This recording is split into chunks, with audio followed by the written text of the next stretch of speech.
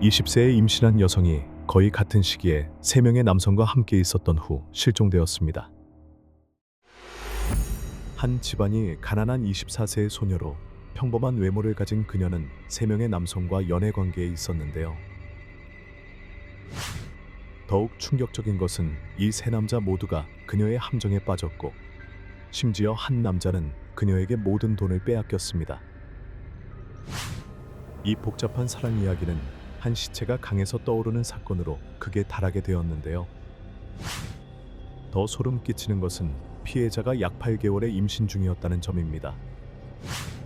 과연 피해자를 살해한 범인은 누구일까요? 그리고 왜 이렇게 잔인하게 임신 중인 여성을 해친 걸까요? 지금 바로 여러분께 긴장감 넘치는 실화를 전해드리겠습니다. 하지만 그 전에 새 영상을 받을 수 있도록 채널 구독도 잊지 마세요. 실제 범죄 사건을 2D 스타일로 각색한 작품입니다. 이 사건은 중국 귀주성 통론시에서 실제로 일어난 사건입니다. 4월의 일아침, 나이가 지긋한 어부인 우 씨가 매일 하던 대로 나무배를 타고 진강강으로 낚시를 하러 나갔습니다. 배가 강이 한가운데로 떠내려갈 때쯤 그는 멀지 않은 곳에서 떠다니는 이상한 물체를 발견했는데요. 우 씨는 눈썹을 찌푸리며 집중해서 보려고 했으나 노령으로 인해 시력이 흐려져서 명확히 볼 수 없었습니다. 그래서 그는 배를 더 가까이 다가가기로 결심했는데요. 가까이 다가갔을 때 그는 물 위에 큰 자루가 떠다니고 있다는 것을 알아차렸습니다. 이전에 여러 번 그러했듯이 누군가가 또다시 강에 죽은 돼지를 던진 것이라고 생각했는데요. 그는 긴 막대를 사용하여 자루를 강으로 밀어 넣으려 했습니다. 그 자루는 오랜 시간 물에 잠겨 있었기 때문에 큰 구멍이 뚫려 있었고, 사람의 발이 드러나 우 씨는 깜짝 놀라 서둘러 배를 강둑으로 저어 경찰에 신고했습니다. 신고를 받은 경찰은 즉시 현장에 출동했는데요. 그들은 자루를 강에서 끌어올려 조사했고, 입구에 약 탱 정도 되는 무거운 벽돌 몇 개가 묶여 있는 것을 발견했습니다. 경찰이 자루를 열자 심한 악취가 풍겨 나왔고, 안에는 심하게 부패가 진행된 시신이 들어 있었습니다. 초동 검사를 통해 법의학자들은 피해자가 20세에서 25세 사이의 젊은 여성이라는 사실을 확인했는데요. 시신에는 깊은 자상이 여러 군데 있었으며, 이를 통해 범인이 매우 잔인하게 행동했다는 것을 알 수 있었습니다. 부패 정도와 강바닥에서 떠오르는 부풀어 오른 상태를 통해 피해자가 3월 중순에 살해당했을 가능성이 높다고 추정했는데요. 시신은 오래 물에 잠겨 있었기 때문에 얼굴을 확인할 수 없었으며, 현장에서 관련된 어떤 증거도 발견되지 않았습니다. 법의학자가 피해자의 자궁을 열어보았을 때 끔찍한 사실이 드러났습니다. 완성된 남자 태아가 발견되었는데요. 태아의 형성 정도를 통해 법의학자는 피해자가 최소 7개월에서 8개월 동안 임신 중이었다고 확인했습니다.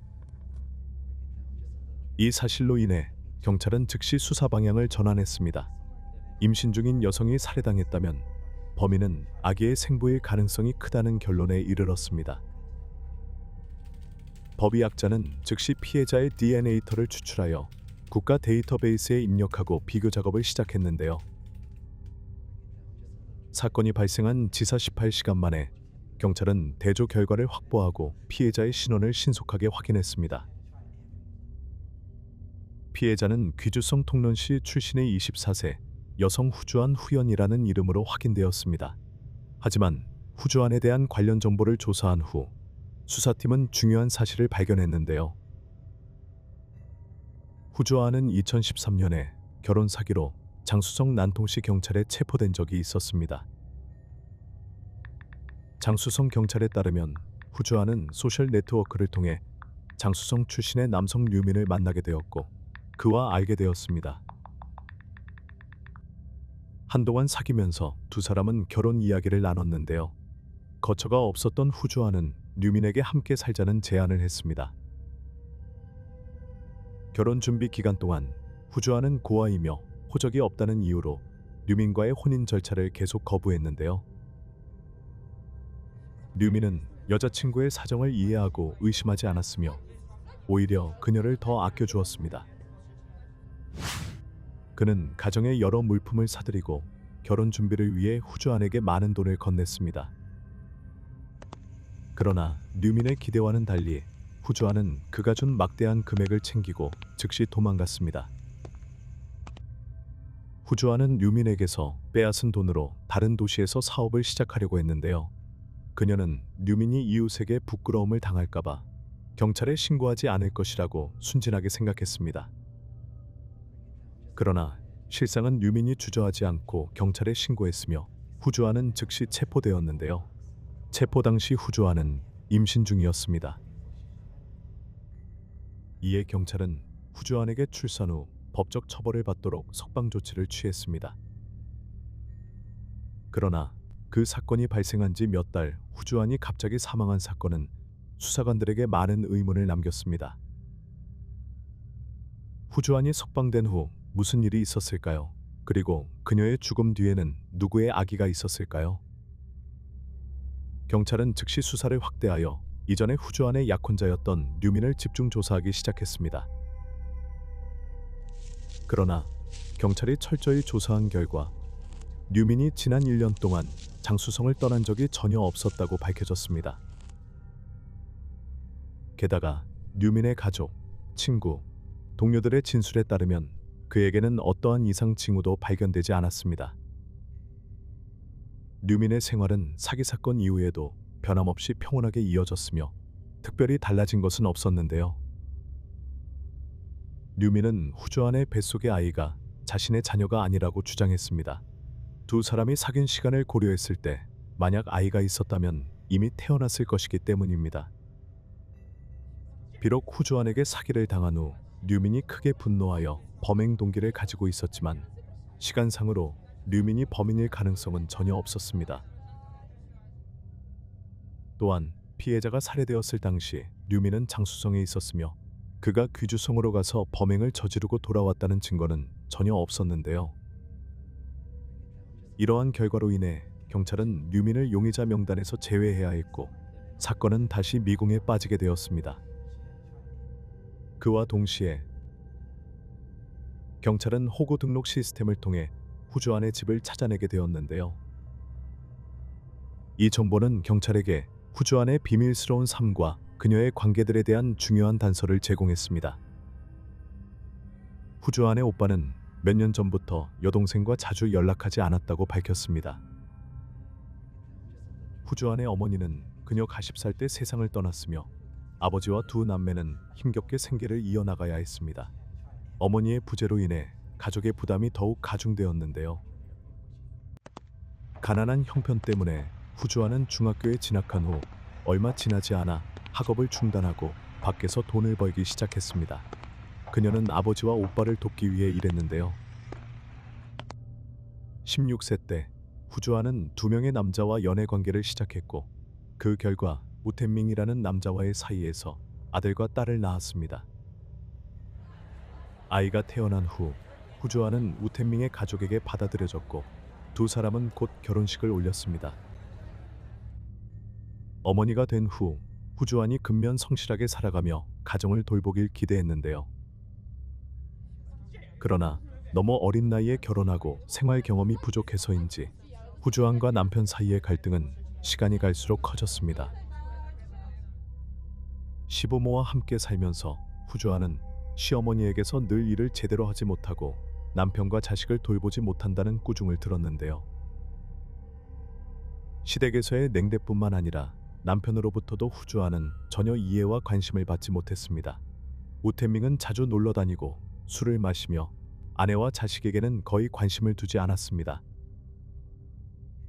삶에 대한 불만족과 고된 시골 생활, 불안정한 생계 때문에 후주안은 점차 남편을 떠날 생각을 하게 되었는데요.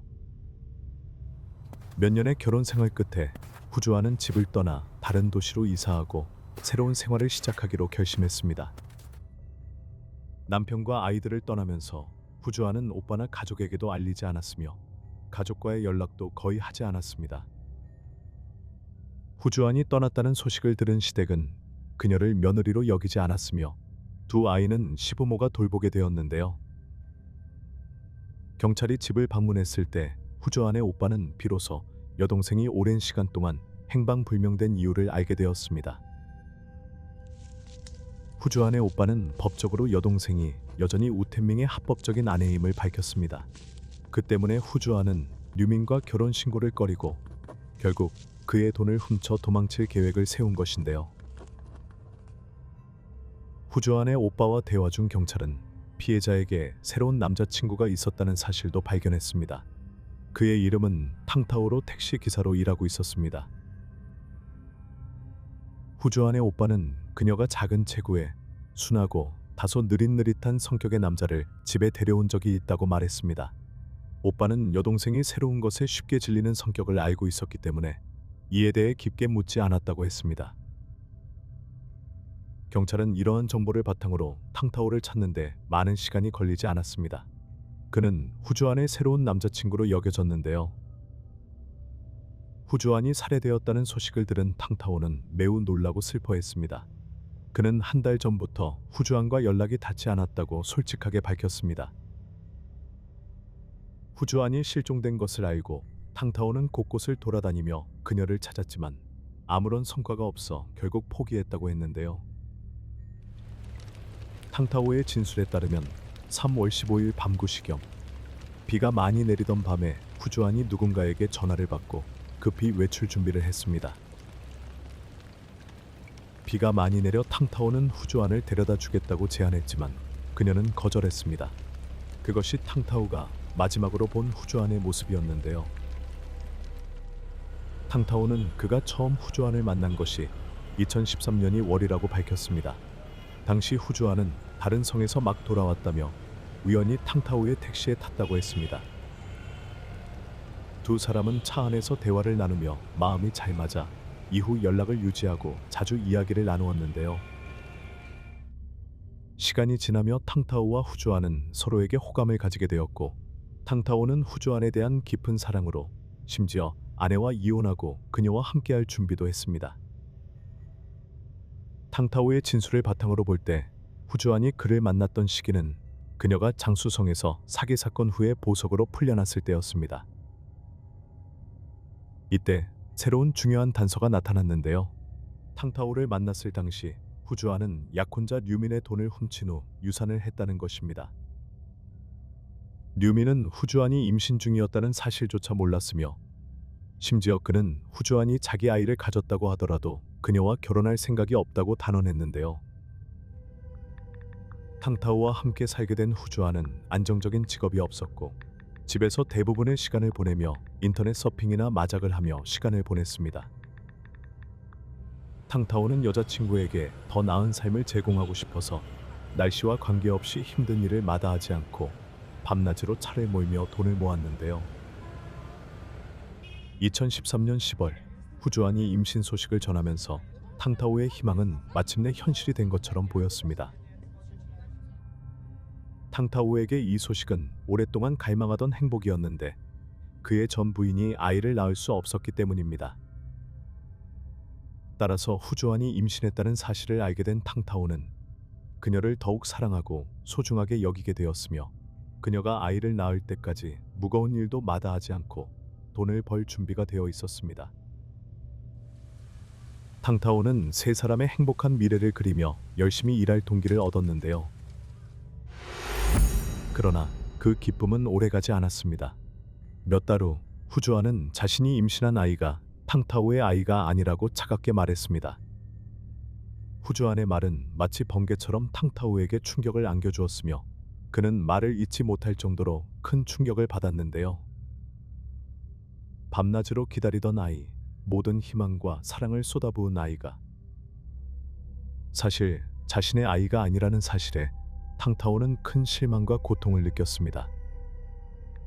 알고 보니 탕타오가 열심히 일하며 돈을 벌고 있는 동안 후주안은 인터넷을 통해 왕진이라는 남자를 몰래 만났는데요. 둘은 처음에 인터넷 메시지로 연락을 시작했으며 얼마 지나지 않아 실제로 만나게 되었습니다. 첫 만남에서 후주안과 왕진은 여관에서 밤을 함께 보냈으며 이후로 둘은 진정한 연인처럼 자주 어울렸습니다.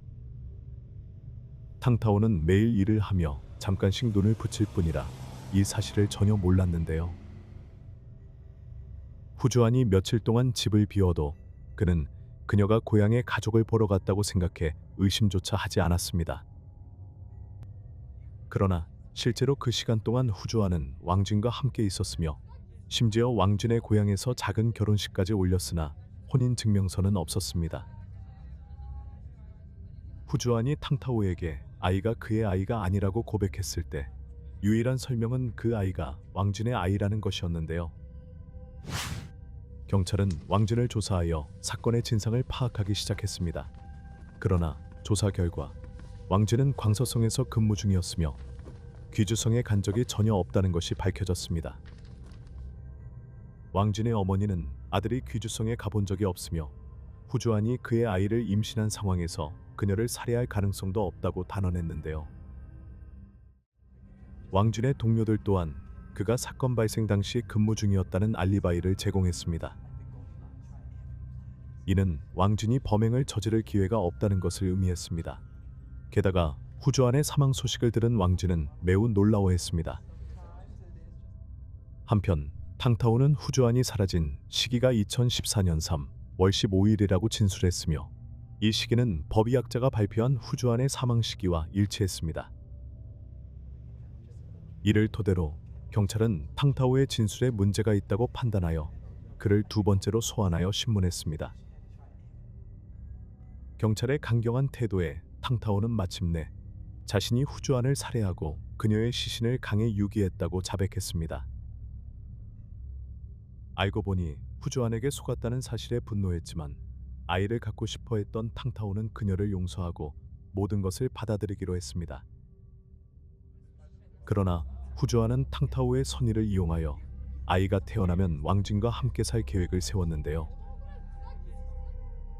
후주안은 탕타오와 왕진 두 남자를 속여둘 모두가 곧 아버지가 될 것이라고 믿게 만들었습니다. 특히 왕진의 가족은 이 소식에 매우 기뻐했으며 그의 부모는 후주안을 위해 많은 건강 보조 식품까지 구입했습니다. 한편 자신이 속았다는 사실을 깨달자 탕타오는 매우 화가 났으나 후주안에 대한 사랑으로 인해 용서하고 모든 것을 받아들이기로 했습니다. 탕타오는 그 아이가 자신의 친자식이 아니라 하더라도 아이가 탕시성을 따른다면 기꺼이 키우겠다고까지 선언했는데요. 탕타오의 진심 어린 사랑을 느낀 후주안은 그의 제안을 받아들였습니다. 3월 13일 후주안은 왕진의 집을 떠나 탕타오에게 돌아왔는데요. 그녀는 탕타오와 함께 있으면 임신과 출산 기간 동안 충분한 보호를 받을 수 있다고 믿었습니다.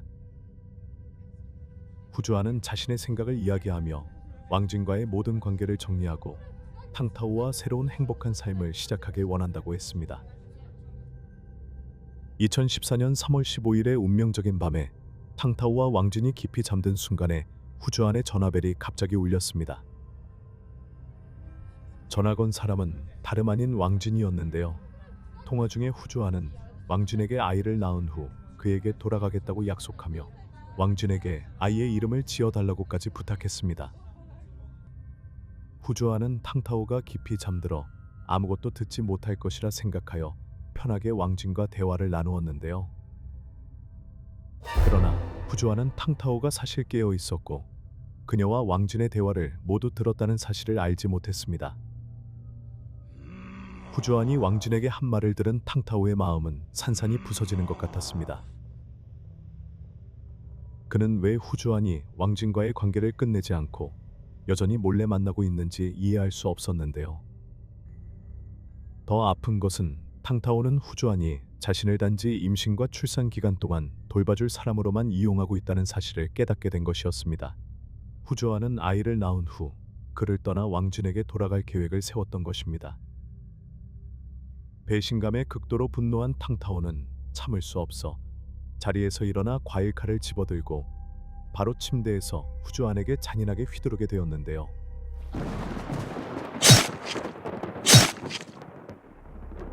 탕타오는 후주안의 시신을 큰 비닐로 싸고 그것을 자루 안에 넣었습니다. 자루 입구에는 후주안의 시신이 강물에 가라앉도록 여러 개의 벽돌을 묶었는데요.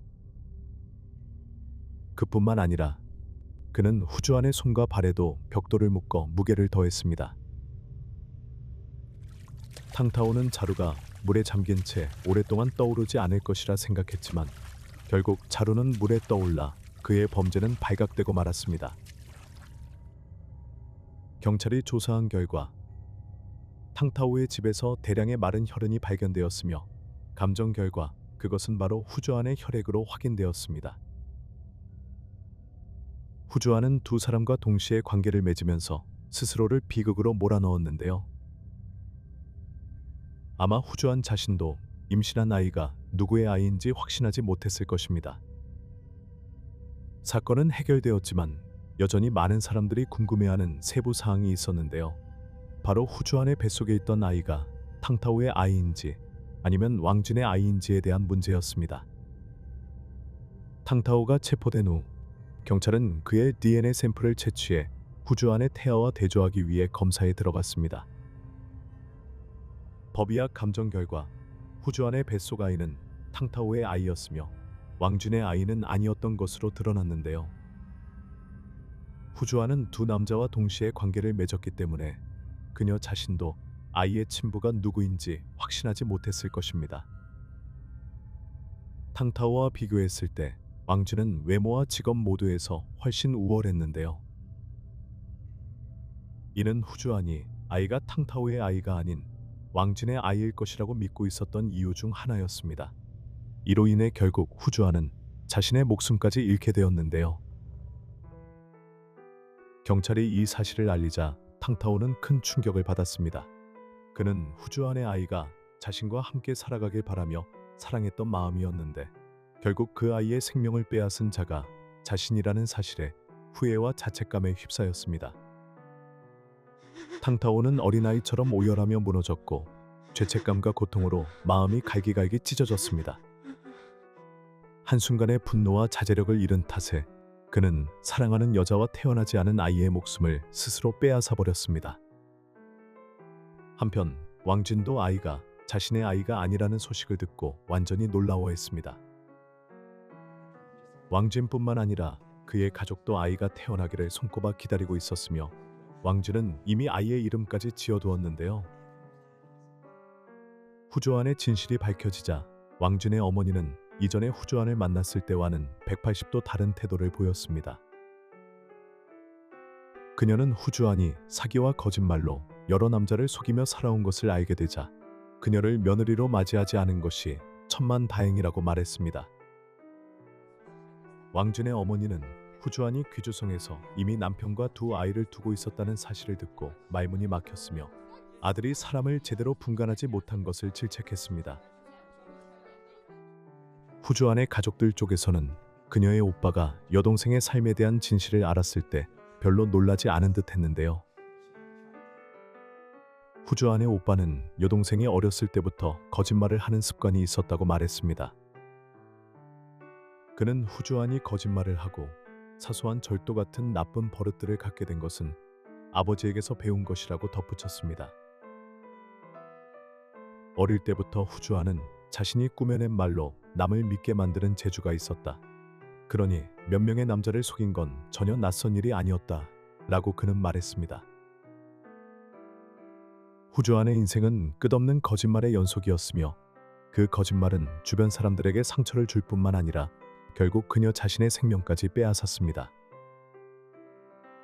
영상은 여기서 끝나며 좋아요와 구독 버튼을 눌러주시는 것도 잊지 마세요. 여러분의 응원이 저희가 좋은 콘텐츠를 계속 제공하는 데 큰 도움이 됩니다. 시청해 주셔서 감사드리며 다음 영상에서 다시 뵙겠습니다.